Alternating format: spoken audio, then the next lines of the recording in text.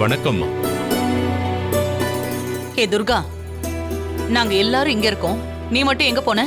எங்கேயாவது போயிடுவ. உனக்காக எல்லாரும் வெயிட் பண்ணிட்டு இருக்கணுமா? அகிலா, இதெல்லாம் பேசுறதுக்கு இப்ப நேரம் இல்ல. நம்பூதிரி எவ்வளவு நேரமா காத்துக்கிட்டு இருக்காரு. சாமி, வர வேண்டியவங்க எல்லாம் வந்தாச்சு.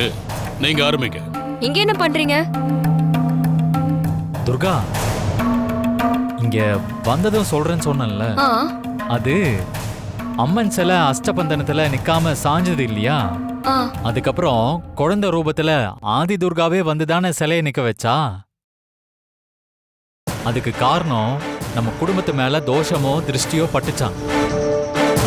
அதனால அந்த தோஷம் திருஷ்டியெல்லாம் போகணும்னு